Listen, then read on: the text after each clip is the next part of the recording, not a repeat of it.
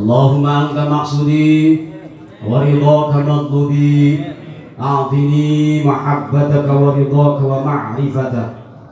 Amma ba'du fa ya ayuhan nas ittaqullaha haqqa taqwah wa la tamutunna illa wa antum muslimun.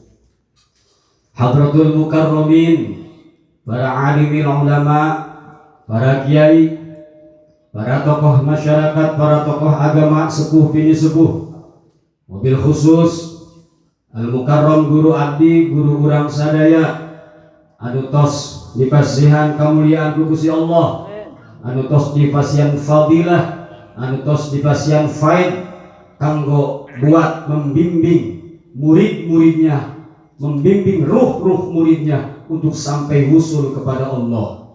Beliau adalah pangarsa Mama Sida Mukti beserta Umi beserta rombongannya, alhamdulillah sampai di Kelapa Gading. Mudah-mudahan kita doakan Abah pangarsa Abah beserta keluarga ditambah-tambah kemuliaannya oleh Allah, ditambah-tambah sehatnya, ditambah-tambah umurnya, ditambah-tambah barokahnya. Kemudian yang saya hormati pula zurriyat Kangjeng Nabi, zurriyat Rasul kita, yakni Maulana Habib Syamil bin Yahya. Alhamdulillah Kelapa Gading kembali didatangi oleh zurriyat Rasul. Sebab saya pernah mendengarkan keterangan bila satu tempat diinjak kakinya oleh zurriyat Rasul, maka keberkahan akan turun dan apa semua balai penyakit akan dihilangkan oleh Allah. Alamin. Kita doakan mudah-mudahan para habaib, para zuriat Rasul, mudah-mudahan ditambah-tambah umurnya, tambah-tambah sehatnya, tambah-tambah mulianya, ditambah-tambah berkahnya. Kemudian yang saya hormati pula para ikhwan Thariqah Qadiriyah wan Naqsyabandiyah yang dari jauh maupun dari dekat, luar biasa dibinuangeun datang ke dieu. Kalau kemarin saya ngalamin tibunan datang jam 6 subuh, mari jeung jubur geus pegel sing sireun di mobil. Alhamdulillah anak-anak bayar hutang sama saya diancam kemarin, teu datang geus diteluh wae. Ampura bos. Alhamdulillah datang yang dari Sida Mukti, yang dari Panibang. Alhamdulillah, inilah luar biasa kekompakan dari para ikhwan wal akhwat Thariqah Qadiriyah Naqsyabandiyah dimanapun acaranya, bahkan di ujung dunia, bahkan di atas gunung, bahkan di dalam lautan, selama di situ ada karomah Tuan Syekh Abdul Qadir Jilani pasti akan ditempuh oleh mereka. Itu hebatnya kompaknya para ikhwan, salut. Kemudian yang saya hormati pula Bapak RW Kelapa Gading yang sudah memberikan semangatnya, motivatornya buat saya. Ngan kayaknya ini makannya kekurangan ini. Soalnya Pak RW ngasih uangnya cuma kebeli embe 1. Tahun hareupa wayahna supaya kabeli kebo hiji Pak RW. Amin ya rabbal alamin. Gitu. Padahal saya ngundang memang cuma 100. Kalau kata Babinsa Koramil sama Binmas Polsek Cipocok, berapa? 100 ya, jangan lebih dari 100 ya. Iya, kata saya 100 orang. Ternyata lebih dari 100. Sebab apa? Kambing 5, ayam 5, terus endog 15 kilo, terus lauk 15 kilo. Ini habis, berarti lebih dari 100. Ternyata yang sisa daripada 100 itu bukan undangan saya. Berarti bukan si Repi, bukan Peci Beureum yang undang sisa 100-nya mah. Siapa? Ternyata itu yang undang aja langsung Tuan Syekh Abdul Qadir Jilani Quddisa Sirruh. Sebab saya emang undang cuma 100 orang. Dipira-pirakeun cukup 5 lah piraku yeuh. Kecuali badannya kayak PRW semua gitu. Mungkin lah. Mungkin cukup.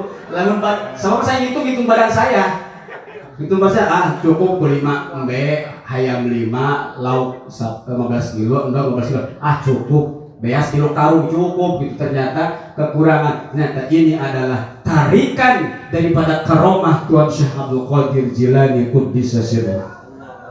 Kemudian Bapak Ketua DKM yang sudah memberikan motivatornya juga, semangatnya juga, dukungannya juga, dan para kasepuhan, para tokoh masyarakat warga Kelapa Gading yang sudah bahu-membahu tim sukses sehingga terlaksananya acara haul yang ketiga Tuan Syekh Abdul Qadir Jilani dan Mama Tatang di Pondok Pesantren Darussalam. Mudah-mudahan apa-apa yang dilakukan, diupayakan oleh mereka warga Kelapa Gading, baik yang menyumbangkan, mengorbankan harta, tenaga dan pikirannya, dibalas oleh Allah Subhanahu wa taala yang berlipat ganda, dan kesananya diaku jadi muridnya Tuan Syekh Abdul Qadir Jilani. Amin. Kemudian aparatur pemerintah baik sipil maupun militer, Bapak Babinsa yang saya hormati, Bapak Binmas dari Polsek Cipocok, terima kasih atas kontrolingnya sehingga acara ini berjalan dengan lancar. Mungkin tanpa ada bantuan dari Bapak Babinsa dan Binmas mungkin tidak akan terselenggara. Mudah-mudahan Bapak Babinsa dan Bapak Binmas dimasukkan kepada aparat-aparat yang soleh. Amin ya rabbal alamin. Bapak Ibu kaum muslimin, hadanallahu wa iyyakum ajmain. Mungkin Sirapi tidak panjang lebar. Ceramah percuma sama panjang pendeknya amplopan. Percuma najan ceramah 2 jam amplopan, mending sakedeung baik supaya cepat zikirnya. Sebab intinya adalah zikirnya. Kalau mau dengar ceramah ya bisa tinggal di pengajian mingguan, bosen. Setiap malam minggu di Masjid Akhobah pengajian peci bareng terus yang isi, makanya bosen. Kalau pengen lebih jelas lagi tinggal buka di YouTube Peci Berem 165. Jangan lupa di like, share, comment, and subscribe.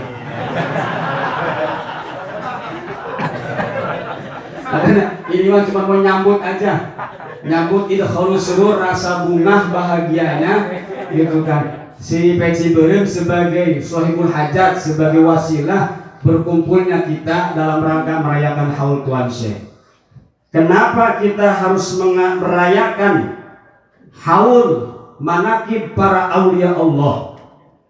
Sebab dalam satu keterangan, fayambaghi lil muslimi ayyal tamisal barakat wan nafahat wa nuzulur rahmah wastijabatad du'a fi hadratil awliya wa fi majalisihim ahya'an wa amwatan. Fayambaghi, yambaghi cek santri mah madah inbiro. Apa itu madah inbiro? Madah tal wujub fauqal mandub. Di atas sunnah, di bawah wajib. Sunnah lebih dari sunnah. Wajib tidak dikatakan wajib, sebab kalau wajib mah mayusabu fa'iluhu wa yu'aqabu tarikuhu. Melaksanakan dapat pahala, meninggalkan dapat dosa. Itu wajib. Ini adalah yambaghi, kudu, seharusnya bagi setiap muslim adalah ayyal tamisal barakat, untuk mencari keberkahan, wa nuzulur rahmah, dan turunnya rahmat, wastijabatad du'a, dan tempat ijabahnya doa, tempat turunnya rahmat, tempat turunnya keberkahan, tempat ijabah doa itu adanya fi hadratil auliya wa majalisihim, di tempat-tempat para wali, di majlis-majlis para wali, ahya'an wa amwatan, baik wali itu yang masih hidup ataupun wali yang sudah mati secara jasadnya. Maka ini tempatnya turunnya rahmat, tempatnya berkah, tempatnya ijabah doa. Kenapa sih saya pohara amat sampai ngayatin acara sageregio? Itu rasa syukur. Syukur pertama kepada Tuan Syekh Abdul Qadir, kedua syukur kepada guru saya adalah Mama Tatang. Mama Tatang adalah guru saya dari pesantren Turus, guru bisa nasi repi al-kalam hu'alafdu, bisanya Peci Berem Nasronya Sunasron, tahunya kepada Alfiah adalah beliau. Maka tanda syukurnya si Refli adalah mengadakan acara ini, syukur syariatnya. Kalau tidak ada Mama Tatang dan Tuan Syekh Abdul Qadir, mereka bisa nantung di sini syariatnya. Kedua, kenapa bersyukur kepada Syekh Abdul Qadir Jilani? Sebab nanti yang paling sibuk di padang mahsyar ya. Salah diprotes berarti. Yang paling sibuk di padang mahsyar satu Kangjeng Nabi manusia, kedua adalah Tuan Syekh Syabdul Qadir. Apa sibuknya? Nyari ke setiap pelosok neraka, khawatir masih ada murid-muridnya Tuan Syabdul Qadir, murid-muridnya Thariqah Qadiriyah Naqsabandiyah, khawatir masih nyangsang di neraka. Buah-buah eta peci beureum nyangsang di neraka. Nauzubillah min. Gur bocok alhamdulillah sini. Nah, itu bang kata Tuan Syekh, ya Allah ya Rabb, kakiku tidak akan pernah menginjakkan, lengser tidak akan pernah, tidak akan pernah mundur selangkah pun di neraka kalau masih ada murid-muridku, murid-murid Thariqah Qadiriyah Naqsabandiyah yang masih nyangsang di neraka. Aku tidak pernah geser di pintu neraka. Amin ya Rabbal alamin. Atau neraka liur. Akhirnya mau dicarikan mana ya para ikhwan TKN. Mana yang sudah pernah baiat talqin, dicari. Alhamdulillah paling ujung ternyata peci beureum. Bukan peci beureum ini, sebab banyak peci beureum di sini. Iya mah insyaallah kasur surga. Soalnya banyak peci beureum. Mudah-mudahan lain iya. Itu. Kedua, ada orang yang bodoh, tidak bisa ngaji, tidak ngesantren, bodoh. Tapi karena mahabbah kepada Tuan Syabdul Qadir Jailani, hanya kenal kepada manaqibnya Syabdul Qadir Jailani, ketika di akhir alam kubur ditanya oleh malak Munkar dan Nakir, man rabbuka Abdul Qadir, wa man nabiyuka Abdul Qadir, wa ma kitabuka Abdul Qadir. Kata malak Munkar Nakir, iya jelema ditanya siapa Tuhanmu Abdul Qadir, siapa nabimu Abdul Qadir. Lapor ke Allah, ya Allah bagaimana seperti ini. Sesuai tepat keputusannya, dia masukkan ke neraka. Dimasukkan si fulan ke neraka. Begitu mau disiksa, datang Tuan Syabdul Qadir. Malak Zabaniyah, si fulan tadi kenapa dimasukkan ke neraka? Karena dia tidak kenal siapa-siapa, hanya Abdul Qadir. Dia kenal kepadaku, dia orang bodoh, tidak tahu agama, tidak tahu huruf, tapi karena dia cinta mahabbah, kenalnya Abdul Qadir, biar aku yang menggantinya, aku yang ke neraka, dia yang ke surga. Aku sedangkan ahli surga mah haram masuk neraka, ahli neraka bisa masuk surga. Gitu, tidak bisa ahli surga, apalagi Tuhan Syabdul Qadir. Kata Allah, proses sesuai ketentuannya. Mau disiksa lagi, Malak Zabaniyah, kalau disiksa si pulang karena cinta kepadaku, neraka akan aku acak-acak, surga akan aku acak-acak. Ketua Syabdul Qadir. Maka kata Allah, Abdul Qadir, karena keagunganku, karena kemuliaanku, karena kehebatanku, karena aku cinta kepadamu Abdul Qadir, karena aku bangga dan cinta mahabbah kepadamu Abdul Qadir.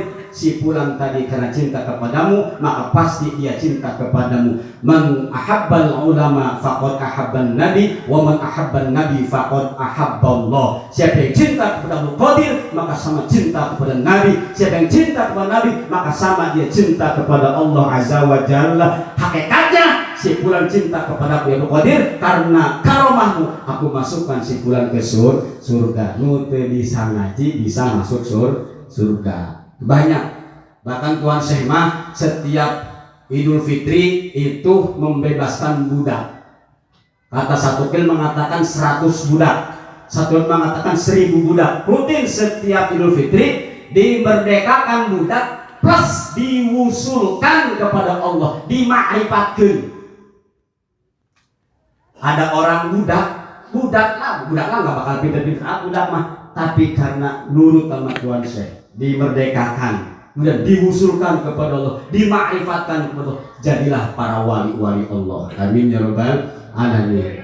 Maka kalau kita syarat ingin menjadi muridnya Tuan Syekh Abdul Qadir Jilani, maka kita harus menempuh napak tilasnya beliau. Salah satu napak tilas beliau yang masih murni sampai ke guru-guru kita adalah yaitu Thariqah Qadiriyah, yaitu dengan cara baiat talqin, ditanamkan.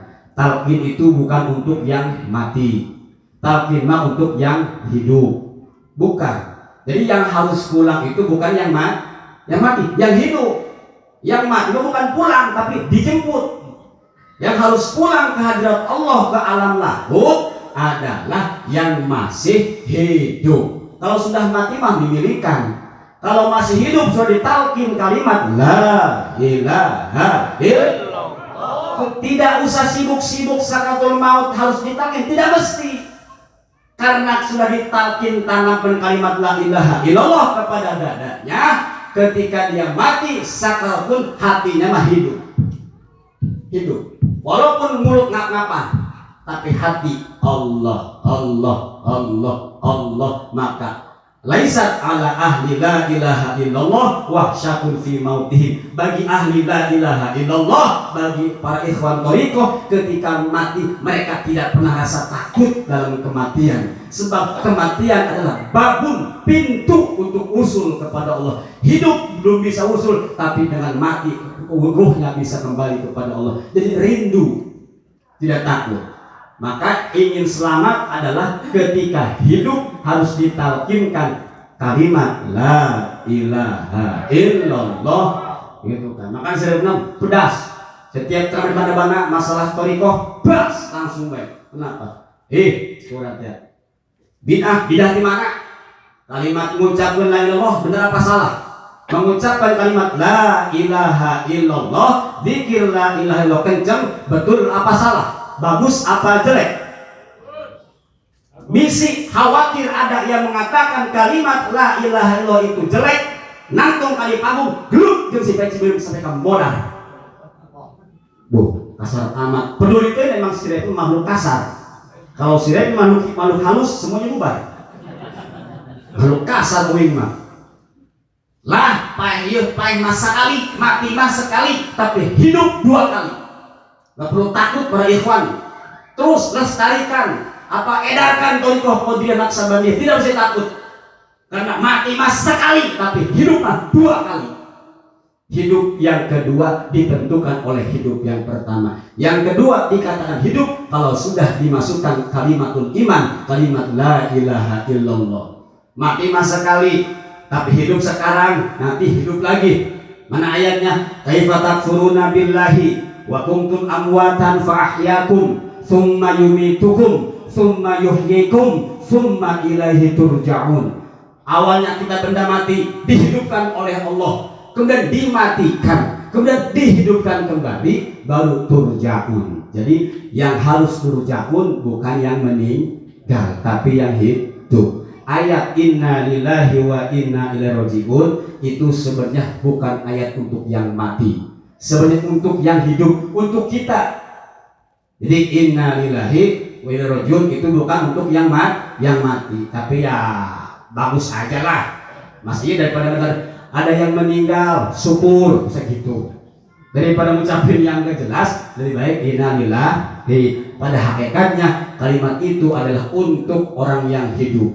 Inna lillah, sesungguhnya kita milik Allah, harta kita milik Allah, tahta kita milik Allah, umur kita milik Allah, harta kita milik Allah, istri kita milik Allah, semua milik Allah. Maka makanya dhamir mutakalim ma'al ghair, inna bukan inni. Kalau ini secara persendirian, tapi kalau inna sesungguhnya kami, harta kami, duit kami, rumah kami, jabatan kami, lillah milik Allah. Wa inna ilahi, dan kami semua akan kembali. Wa ilahi turja'un, akan dikembalikan kepada Allah. Yang turja'un mah bukan yang mati, tapi yang hidup. Maka kata Nabi, mutu am qabla an tamutu, matilah kamu sebelum kamu mati. Apa artinya? Mati mengeluarkan ruh yang lapisan terdalam kita. Jasad kita ada 4, ruh kita ada 4, alam juga ada 4. Jasad ada 4 lapis. Pertama jasad, dalamnya qalbu, dalamnya fuad, dalamnya sir. Ruh juga ada 4 lapis. Pertama yang nempel di jasad namanya ruh jismani, yang nempel di qalbu namanya ruh ruhani, yang nempel di fuad namanya ruh sultani, yang nempel di sir namanya ruh qudsi. Yang akan turja'un kembali kepada Allah adalah ruh qudsi. Mutu qabla an tamutu, pulangkan ruh qudsimu kepada Allah sebelum kalian mati diambil oleh malak Ijrail. Ruh kursi kita kembali kepada Allah. Ruh jasad mau bakal kembali ke Allah mual. Ruh ruhani sampai ke alam mulki, ke alam malakut. Ruh sultani sampai ke alam jabarut. Yang bisa kembali kepada Allah, ke alam lahut, alam ketuhanan adalah ruh kursi. Gimana cara mengeluarkan ruh kursi kita? Adalah dengan pertama dengan ditalkin kalimat la ilaha illallah, seterusnya diperjalankan ruhnya oleh guru kursi atau oleh wakil-wakilnya atau masyayikh-masyayikh thariqah, diperjalankan ruh-ruhnya.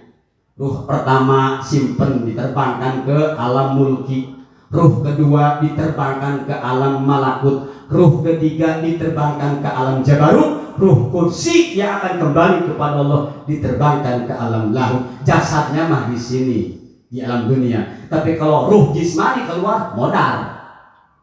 Kalau ruh jismani keluar dari jasad mati, tapi kalau ruh ruhani, ruh sultani, bahkan ruh kursi dikeluarkan tidak akan mati dari ma'rifat Allah.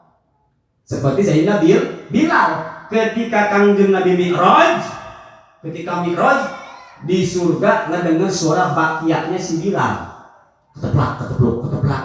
Kata Kangjeng Nabi ke Malak Jibril, ya Jibril, perasaan saya kenal suara bakiak. Diintip oleh Kangjeng Nabi, jelemana hidup pokoknya hidung udah serang. Kata mati dong si Bilal. Kata Malak Jibril, betul ya Rasulullah, hada rajul Bilal bin Rabah. Loh, kok Bilal sudah sampai ke surga? Karena dia sudah makrifat, jasadnya masih dalam dunia, sebab ruh jismaninya masih nempel, tapi ruh kursinya sudah Rasul usulkan, sudah makrifatkan, sudah sampai ruh kursinya kepada Allah Azza wa Jalla. Segitu tisim kuring dari saya. Niatnya gimana panjang-panjang hari itu ya, panjang pendek amplop. Nah, segitu saja dari saya. Ayo kita bersama-sama berzikir. Tolong jangan berpulang. Ini inti daripada acara ini adalah khataman thariqah Qadiriyah Sabaniyah.